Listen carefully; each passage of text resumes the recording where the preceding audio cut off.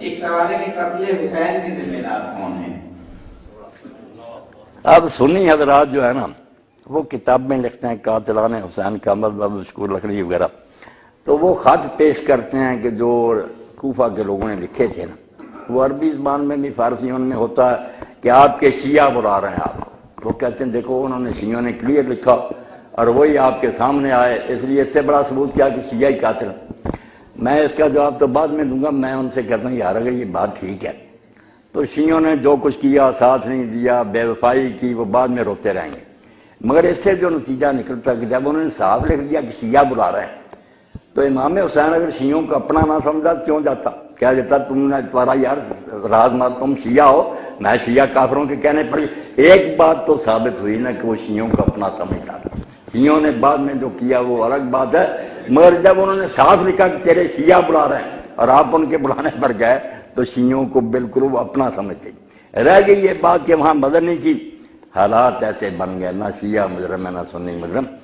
اگر ابن زیاد دن کے وقت میں شہر میں داخل ہوتا ہوں، کیونکہ یزیدی لوگوں نے لکھ دیا نا یزید کو کہ آپ کا گورنر جو ہے نعمان بن بشیر سختی نہیں کر رہا، حضرت مسلم کے ہاتھ پر لوگ بیعت کر رہے ہیں، تو اس نے گورنر تبدیل کر دیا اور ایسے ایک قصاب کو بھیجا جس کے بارے میں کوفہ جانتا تھا کہ زیاد اور اس کا بیٹا عبید اللہ جو ہے تو یہ حرامی ہے۔ انہوں نے لوگوں کو درختوں پر لٹکایا تھا، ہاتھ پاؤں کاٹے، لوگ اس کے ظلم کو جانتے تھے، کانپتا تھا شہر۔ وہ شہر میں داخل ہوا تھا رات کے وقت ہے، کوفے والوں کو کوئی بے وفا نہ کہے، حالات ایسے بن گئے کیا کرتے وہ بیچارے، اور بعد میں انہوں نے کسر پوری کر لی۔ امام حسین کا لباس پہنا حجازیوں کا، رات آیا لوگ سلام کرتے رہے، ہاتھ چومتے رہے، پاؤں چومتے رہے کہ ابن رسول اللہ سلام ہو سب پر، وہ امام حسین سمجھتے رہے۔ جب محل میں چلا گیا دروازے بند کر لیے، نقاب اتارا اور کہا میں ہوں عبید اللہ، تم سب یرغمال ہو، چھت پر چڑھ کر اعلان کرو کہ مسلم کا ساتھ چھوڑو ورنہ سب ذبح ہو جاؤ گے۔ بے بس ہو، اور شہر میں جگہ جگہ فوج کو کھڑا کر دیا، کرفیو لگ گیا کہ ایک محلے کا آدمی دوسری جگہ نہ جائے۔ جو امام حسین علیہ السلام کے حامی تھے سب بے بس ہو گئے، مختار کو بھی جیل میں بھیج دیا، کوئی حامی نہ رہا، بے بس ہو گئے۔ میدان میں ان میں سے کوئی آپ کے خلاف نہیں گیا، جنہوں نے خط لکھے بالکل جھوٹ بولتے ہیں، وہ اپنے گھروں میں ضرور بے بس ہو گئے۔ اور وہی ہے، ایک آدمی کا نام نہیں لیتے، یہ جو مناظر لوگ نا، سنی نہیں کہنا چاہیے، ناصری ہیں، کہتے کوئی یزید کے خلاف۔ بھائی جس نے یہ اجلاس بلایا تھا کوفہ میں اور امام حسین کو خط لکھا تھا، سلیمان بن سرد کون تھا؟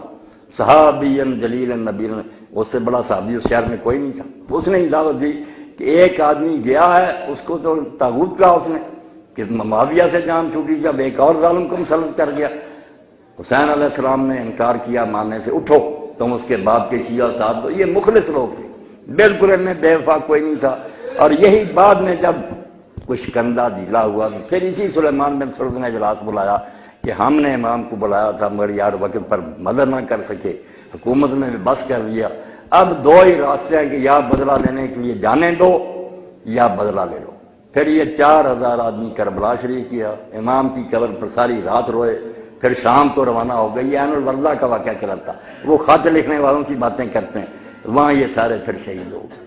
اور مختار نے جیل میں سے نے لکھا کہ ان بدماشوں سے تم نہیں نبٹ سکتے، تم نیک لوگ ہو، میرا انتظار کرو، میں جیل سے رہا ہوں گا تو ان سے نپٹوں گا۔ مگر انہوں نے کہا نہیں، تیرے بھی پتہ نہیں مقاصد کیا ہے، ہم بے صبر ہو گئے کہ اگر موت اس حال میں آ گئی اللہ کو کیا منہ دکھائیں گے کہ ہم نے فرزند رسول کی مدد نہ کی۔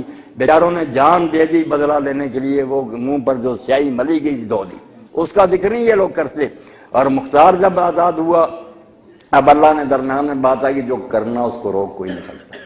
عبید اللہ ابن زیاد نے مختار کو کھڑا کر لیا، جلاد سر پر کھڑا تھا، سر قلم ہونے والا تھا، مگر اس کی بہن جو تھی صفیہ وہ عبداللہ بن عمر کی بیوی تھی، انہوں نے یزید کو لکھ لیا کس طرح تیرا گورنر کرنا چاہتا مختار کے ساتھ، اس کو روک دے۔ اب وہ چاہتا تھا کہ پہلے ہی مجھ سے برا کام ہو گیا، کچھ نہ کچھ احسان کروں۔ حضرت عبداللہ بن عمر کی سفارش پر اس نے قاصد بھیج دیا کہ مختار کو تو نے کچھ نہیں کہنا۔ جلاد تلوار چلانے لگا تھا مگر تقدیر کچھ اور کہتی ہے۔ اس نے کہا اچھا میں بے بس ہو گیا ہوں، مگر 3 دن کے بعد شہر میں نہیں دیکھنا چاہتا۔ موقع مل گیا، مکہ تک مختار پھر اعلان کرتا گیا کہ فرزند رسول کے انتقام کے لیے اٹھو ورنہ تم قیامت پہ پیغمبر خدا کو منہ نہیں دکھا سکتے۔ دنیا اٹھ کھڑی ہوئی اور اس نے پھر اللہ سے یہ وعدہ لیا کہ اللہ مجھے اتنی مہلت دے دینا کہ اس زمین پر قاتلان حسین میں سے کوئی زندہ پھرتا نظر نہ آئے، پھر بے شک موت دے دینا۔ چن چن کر اس نے مارے، ان کے ہاتھ پاؤں کاٹے، پانی مانگتے رہے، اس نے کہا امام حسین علیہ السلام نے بچے کے لیے پانی مانگا تو ہم نے اس کا حل رکھنے کی مجھ سے کس منہ سے پانی مانگا، بڑی موت مرے سارے، ان کے مکان گرائے جو بھاگ گئے تھے۔ بعد میں جب اس کی موت کا وقت آیا مصعب بن زبیر نے اس کے خلاف چڑھائی کر دی، ساتھی آہستہ آہستہ ساتھ چھوڑ گیا، قلعے میں محصور ہو گیا، رسد بند ہو گئی۔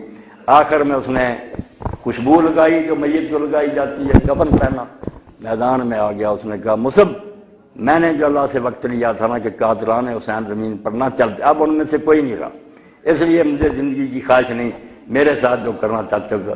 بڑی جوان مرضی سے اس نے موت قبول کی، اور کسی ظالم نے آج تک نہیں کہا، اور یہ بات جو اس کو بیان نہیں کیا کہ کوفہ بلانے والے تھے کون؟ امام حسین رضی اللہ بچہ تھا جو لوگوں کے بلانے پر چلا گیا، جو اٹھتا کہ کوفہ والوں نے بلایا اور بعد میں انہوں نے پورا نہیں کیا، ظالموں شرم کرو۔ وہ بلانے والا وہ جو امیر معاویہ رضی اللہ اس کے پاسن بھی نہیں، حضرت سلیمان بن سرد رضی اللہ کو کہتے ہو کہ وہ جھوٹا تھا۔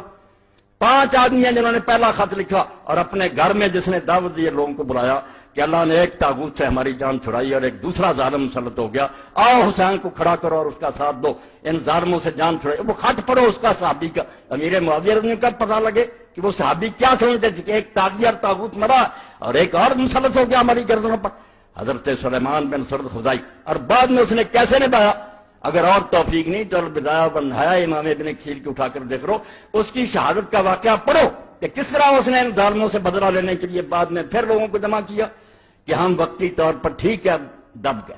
عبید اللہ ابن زیاد نے دھوکے سے شہر پر قبضہ کر لیا، کرفیو نافذ کر دیا، ہمارے لیڈر گرفتار کر لیے، ہم مدد نہیں کر سکے امام حسین رضی کی، مگر یہ الزام ہم پر آ گیا کہ ہم نے بلایا تھا۔ بالکل صریح جھوٹ، کوفہ والوں نے کوئی دھوکہ نہیں کیا، ان میں سے کوئی جھوٹا نہیں تھا، وہ سارے امام حسین کے رضی اللہ تعالیٰ ان کے والد کے فدائی تھے۔ اور حضرت سلیمان ابن سرد رضی اللہ صحابین جلیلا نبیلا فاضلا، جن کی شہادت کے واقعات لکھا اور امام نے لکھا کہ شہید ہو گیا، اللہ ان پر بے شمار رحمتیں کرے، اس کو ظالموں بدنام کرتے کہ جھوٹا تھا اور بڑھا دیا تھا، بدلہ لینے کے لیے اٹھا۔ اس تحریک کو توابون کی تحریک کہتے ہیں۔ 4000 آدمی کربلا میں گئے، امام حسین رضی کی قبر پر عہد کیا کہ یا بدلہ لیں گے ان ظالموں سے یا اپنی جانیں دے دیں گے۔ عبید اللہ زیاد کے ساتھ پھر مار کے بیچارے مارے گئے، شہید ہو گئے۔